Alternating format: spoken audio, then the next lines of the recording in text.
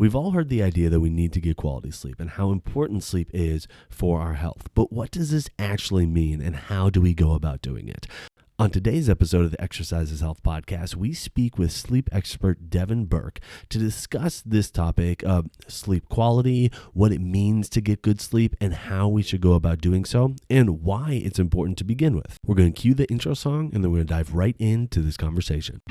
Welcome to the Exercise is Health podcast, where we're talking about exercise, health, and the interconnectedness of the two.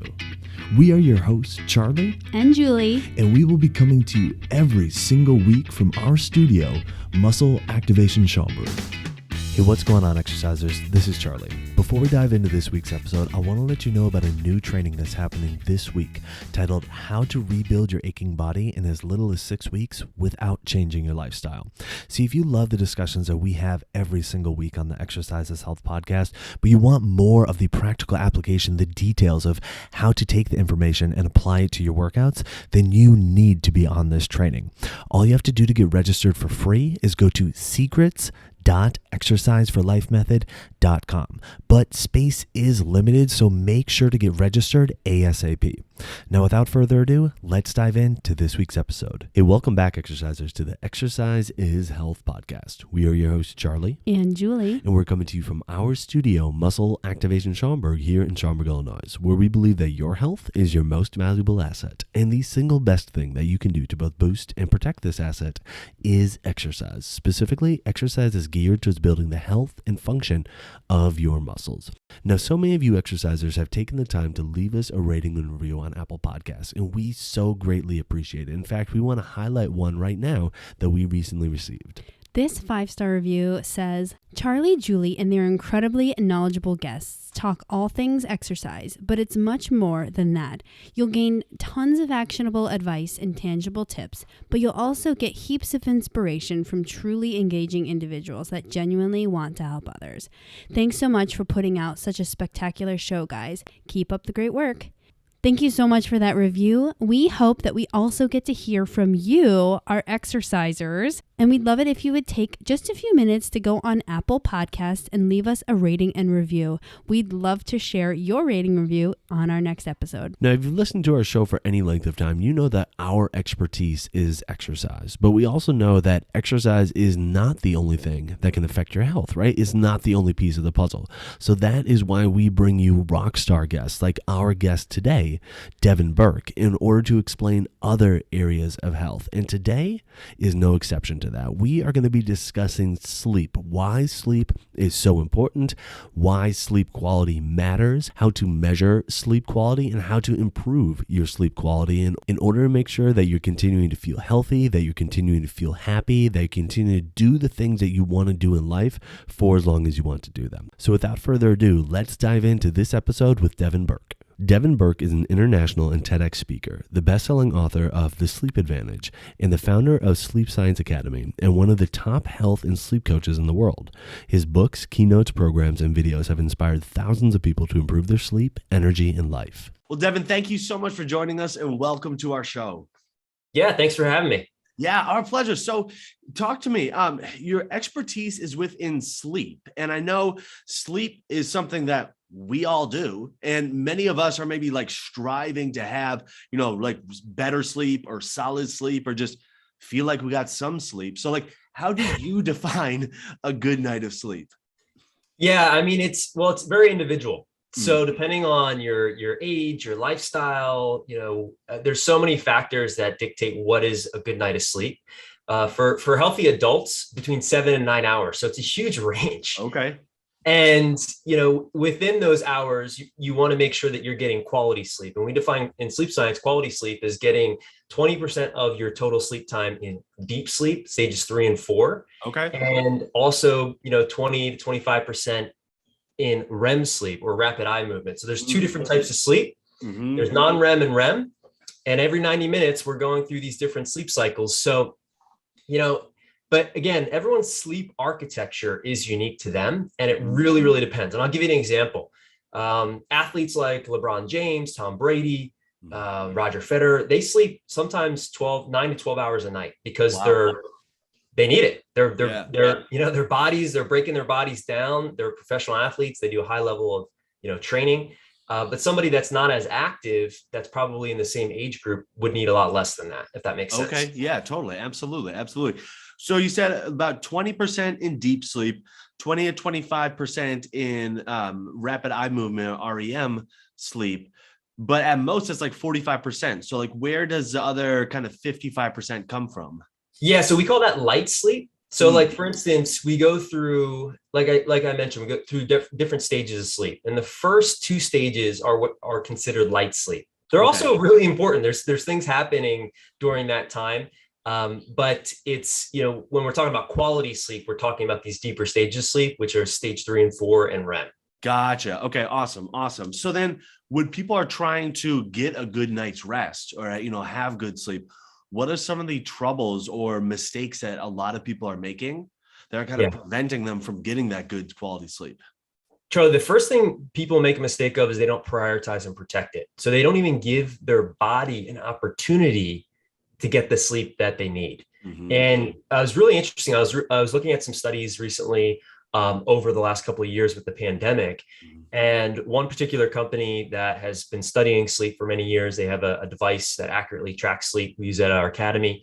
They noticed that because of the pandemic and people weren't having to travel to work and having to they were able to sleep in, they were getting more sleep, which is really interesting. But most people usually have to get up with an alarm clock. They have to get in their car, they have to drive, and they're cutting into their really important sleep hours, which mostly is REM sleep in the morning. So it's, again, there's a lot of factors there. So totally. Yeah, absolutely. Absolutely. One thing I've heard is that, I think it plays right into what you're saying as far as the protecting the sleep, kind of understanding the activities that you're doing right around bedtime, whether that's screen time, watching your TVs or, the time of year right now, like staying up late to watch March Madness games or whatever it is, right?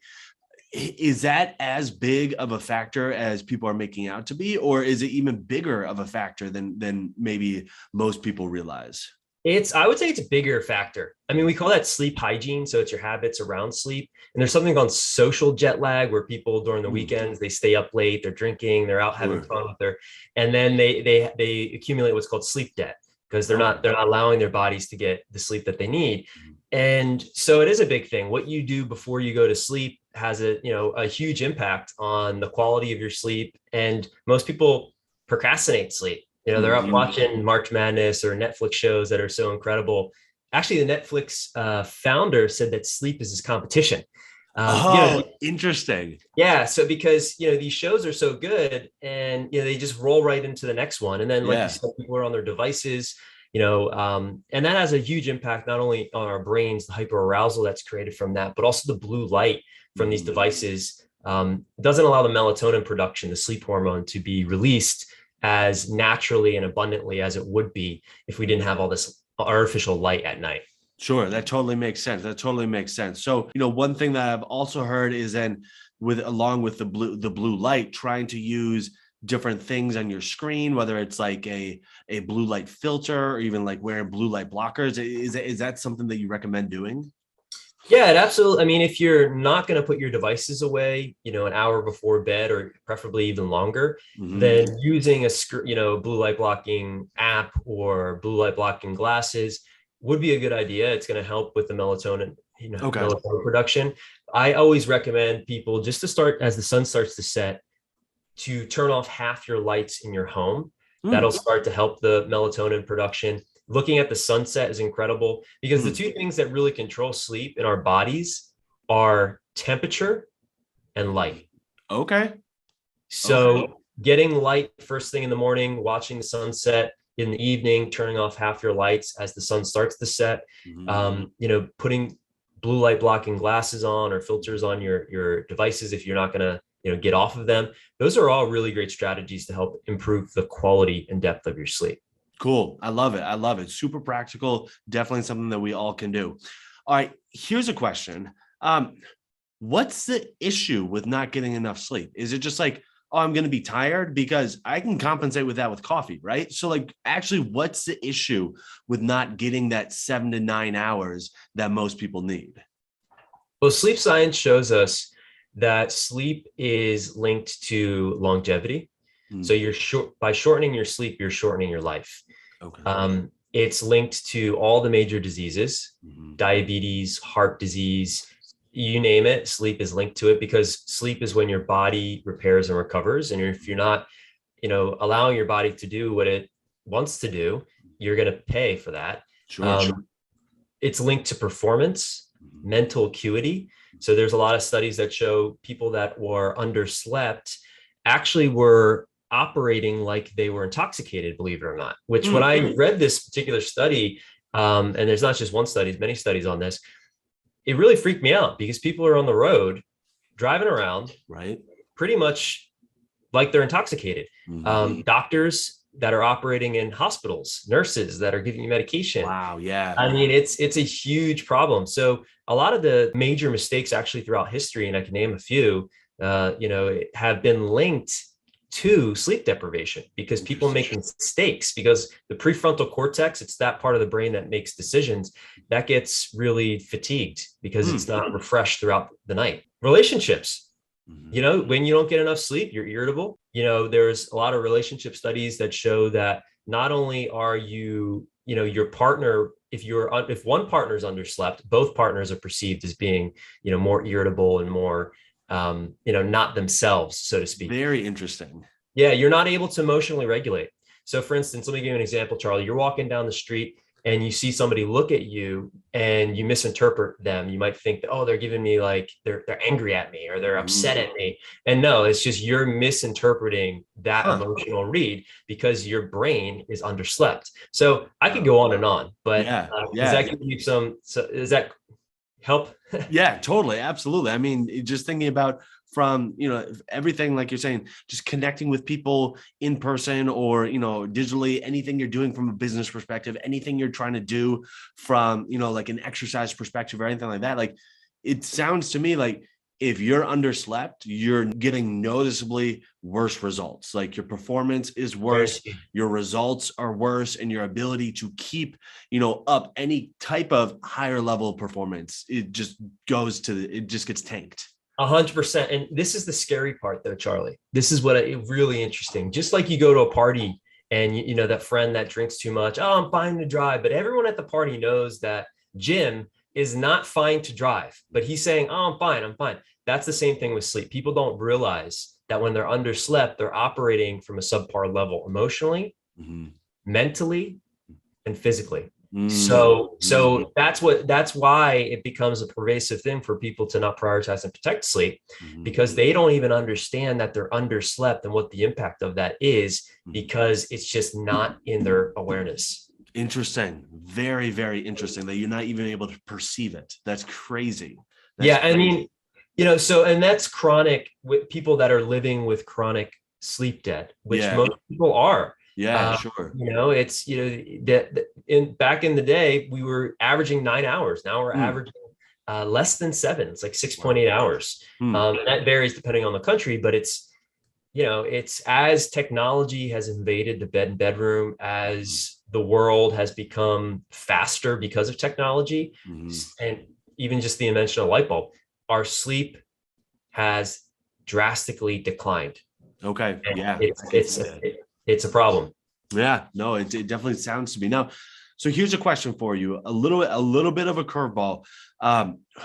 What do you tell parents with young kids? And I'm asking really for my wife and myself, but I know that we have listeners that have young kids as well, because we have a 3-year-old and a 1-year-old. And there are a lot of nights, essentially the last 3 years where sleep is tough to come by. So, I mean, you can't just disown your kids in order to get sleep, but like, how would you recommend, somebody in that scenario really trying to be able to get their sleep, quality sleep? Yeah, I have a few recommendations. The first thing is, and I'm not an expert in baby sleep, but there are several people that are experts in helping children sleep throughout the night. There's a lot of different methods for how to do that. So I would recommend learning those methods, investing in people that can help you execute on those methods for your children, because it's going to help you sleep. The second thing I would say is just be prepared not to sleep. Yeah. I hear that. and know that eventually your kids are going to get older, and hopefully with time, they're going to sleep through the night. And then you'll be able to sleep. So it's kind of like, that's a challenging time of life. But you got to just accept it. Yeah. Because there's not really much you can do if you have to get up and breastfeed your baby. So it's like I always, actually at our academy, one of the tools that we teach people is what we call embodied acceptance, which most people have no idea how to do. So just, practicing acceptance, like, hey, it's uncomfortable. Yes, there's a sacrifice in your sleep, but that'll eventually come to end. Just having that in the back of your mind will allow, when that does come and your baby is sleeping and your children are sleeping, you're able to get back to sleep versus continuing to not sleep. Yeah, no, I appreciate that answer so much. And that's really been the mindset that my wife and I have approached this with, is like, all right, this is a season of life. This season is going to pass. Eventually kids will, sleep continuously through the night, but for right now, it's just going to be what it is. And so if you approach it with essentially no expectation of like, tonight's going to be the night I get a great sleep, or it's just like, it's just going to be what it is. And eventually it's going to be back to getting good sleep. So I appreciate that response very much. Yeah. And you have the right mindset. And I hope that people that are listening to this can adopt that mindset. And it is a challenge because, a lot of times people, when they understand how important sleep is, all the things I just said, they put sleep on a pedestal. Now it deserves to be on a pedestal. But if you're in a situation where you're having to take care of your kids and sleep is sort of rocky for you, by you thinking, oh my God, if I'm not sleeping, I'm a low performer and my body's not recovering, that's just going to create anxiety, which is going to create worse sleep. Yeah. So if you can just accept, hey, this is what it is. And acceptance is different than resignation. You can still do something about it. Like I said, read the books on baby sleep, like train your kid how to sleep through the night, do those things. And also accept that there's still going to be nights where you get up and you're there's going to be, the body's resilient. I mean, right. So that's the thing. Like, if you're eating McDonald's every single day, big problem. If you have it once a year, it's not going to make that, you know what I'm saying? Right. So don't get super worked up. And most people are having kids when they're, it's interesting. If you think about this, when you're able to have kids is when you're young. When you're most resilient. Yeah. Most resilient. There's a reason for that. So take that into account as well. I love that. Control what you can control. You can control your nutrition. You can control your food. If sleep is something that's, rocky, that's not as much in your control right now, then be like, this is it. This too shall pass. And then, focus on what you can control. Great phrase. We actually, that's a phrase that we have people write down and really, when they're, people that we work with have extreme insomnia. These people have tried medication, therapy, acupuncture, functional medicine, all the things, and they're still not sleeping. And usually what we find is that's more of a psychological learned insomnia versus physiological issue. And so one of the things we help people, we use that phrase a lot, this too shall pass, is helping people understand that when you resist whatever the night is, it actually creates more of what you don't want. And just by understanding that it's going to pass, because everything passes, creates a sense of relief, which allows the body to get back into that parasympathetic rest state, which then allows sleep to come, because your body knows how to sleep. Yeah, that's fascinating. I love that. So Devin, you have coined this term, the sleep advantage. So what does the sleep advantage mean? Like, what do you mean by that? Yeah, I mean, so essentially all the things that we said when you're not getting enough sleep that get affected.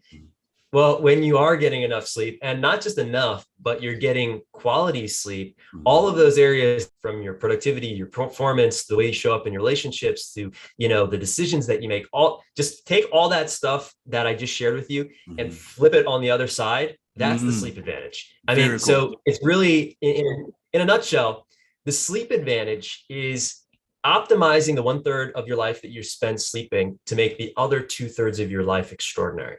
That's the sleep. Oh, I like that. That's cool. Yeah. Yeah, that's really cool. That's really, really, really cool. And I mean, as we've been talking about this entire conversation, that third has such a dramatic impact over the other 2/3 that it's totally worth your time to say, hey, you know what? Let's put some effort into trying to optimize this 1/3 as best we can. Absolutely. Yeah, absolutely. So how do you recommend that people start going about doing that? Like what are some kind of like quick hitter take home tips that people could start to do to optimize their sleep? Yeah, I mean, I'll give you a couple, and this I go into much greater detail in my actual book, which is also an audio version. Awesome. But the first thing you can do is just a really simple technique. I call it 3-2-1 sleep, and it's easy to remember. It's easy to execute on. 3 hours before bed, you want to stop eating. The reason for that is because in the first sort of phase of sleep, the first cycle of sleep or cycles of sleep, you're getting most of your deep sleep. That's your body repair. And so you don't want your body digesting food when it should be digesting, the cancer cells that are floating around your body. Sure, Right? yeah. So 3 hours before bed, just stop eating. I'll be honest, last night, I didn't follow that rule. My wife made this banana bread. I came home from someplace, had a nice slice of banana bread. So, again, it's not about perfection. It's about progress. And so again, 3 hours before bed, no food. Then 2 hours before bed, you want to stop working. Most people take their days into their nights. Okay. Especially now with people working from home, you can work at all hours of the night. It's important though. The reason for that is because it takes our mind a bit of time to sort of power down. And it's not like a light switch doesn't just turn off. Sometimes in some cases, our brains are more active during the night than they are during the day. So allowing space for your mind to sort of start to simmer down, so to speak, really important. 1 hour before bed, that's when you start what we would call like a bedtime ritual, a bedtime routine. And this is ideally something that doesn't involve electronics. Most people, their routine looks like turning on Netflix or watching the news, which really isn't a great strategy. A better strategy would be reading a book, preferably something that's not going to hyper arouse you. Would be stretching, meditating. For me, I read and I drink a cup of tea. That's like, that's sort of my go-to routine. It's simple, it's easy, and it's just making love to your partner, your bed partner. Great routine. That studies show that's good for sleep. So anything that's going to be destimulating would be that last hour of the day. And so 3-2-1 sleep. I love it. I love it. Super easy to remember. Very applicable. Again, all stuff that we can all do. May take some tweaking in our habits as far as what we're used to, cutting out the nighttime ice cream from time to time. And, again, like, dimming down the shows, a few nights a week. And so, yeah, but it's all available to us. It's all stuff. You're not saying like, oh, you need to spend, hundreds of dollars doing this. It's just like, just stop doing these things at these times and it'll get better. Yeah. I mean, if you want to take it a step further, you can, make your room cold, dark, and quiet. Real simple. 65 degrees is the optimal ambient temperature in a bedroom. Light, again, there's two things that control sleep, light and temperature. So the cooler, the better, and the darker, the better. So blackout shades or an eye mask would be really great. Quiet. If you live in a city, getting like a white noise machine or a fan or something that's sort of drone out some of that noise that might wake you up, because you don't want your body on hyper alert when trying to sleep. Cool. So it's real simple sort of optimization of your environment, getting an air quality air filter, something to clean the air, putting maybe some plants in your bedroom, making sure it's clean, all those things, high quality mattress, high quality sheets, they make a difference. I love it. I love it. So Devin, where can people learn more about you? Where can they get your book? How can they connect with you? So the book is on Amazon, also on Audible for those people that don't like to read. And then Sleep Science Academy, if you have issues sleeping, you can definitely check out our offerings there. And then on the social channels, it's just my name. It's Devin Burke, DevinBurke Wellness, on pretty much all the social channels. And I do put out some content on sleep, free stuff that people have told me have helped. Perfect. And can you just say the name of your book one more time? It's The Sleep Advantage. Optimize your night to win your day. I love it. I love it. We'll put all of those links and everything in the show notes. So Devin, the question that we like wrapping up with for all of our guests is, what is your definition of health? Yeah, energy. because without energy, you're not going to be able to live. You're not going to be able to accomplish things. You're not going to be able to bring yourself, the best self, to the world, essentially, to your day. And sleep's a huge factor in that. So energy, when you have high energy, that's a good sign that you're in good health. If you have low energy, that's a sign that there's some things that need to change in your life and your lifestyle. I love it. Very straightforward. Everything that we can regulate, on our own. It's just like, how's my energy today? How am I feeling? And then what can I do to try to improve that? Sleep, without question, is a big piece of that puzzle. So Devin, thank you so much for sharing your time, for sharing your expertise with us. This was a fascinating conversation. Like I said, sleep is something that we all do, and to be able to do it better, I mean, it's not only going to help our health, it's not going to help our performance, but like you said, it's going to help us live longer. It's going to help us be healthier, have better relationships, so many positives. So thank you so much. Yeah, you're welcome. Thanks for having me on the show. Appreciate it. Absolutely. Our pleasure. Wow, was that interview amazing or what? I mean, look, sleep is something that every single one of us does. And I mean, most of us do it every single night. So to be able to make sure that we are getting more from our sleep in order to get more from our waking hours, like that is a huge thing, right? So make sure to connect with Devin, to follow him on social, to check out his book, to not only improve your sleep, but stay up to date with everything that is going on in his world. And while you're online, head on over to Apple Podcasts and leave us a rating and review. It helps people find this episode when they're looking for information on exercise and when they're looking for information on health. So if you found value in this conversation today, let us know by leaving us that 5-star rating and review. Well, thanks so much for tuning in. We always appreciate it. Have a fantastic week, and we'll talk with you all next week. So what'd you think about that episode? Did you find the information useful? If you enjoyed what we discussed during today's episode of the Exercise is Health podcast, then you are going to love what I'm going to be presenting during my new training, How to Rebuild Your Aching Body in as little as 6 weeks without changing your lifestyle. It's happening this week, and you can get registered for free by going to secrets.exerciseforlifemethod.com. But space is limited, so you need to head there now. secrets.exerciseforlifemethod.com, and I can't wait to see you there.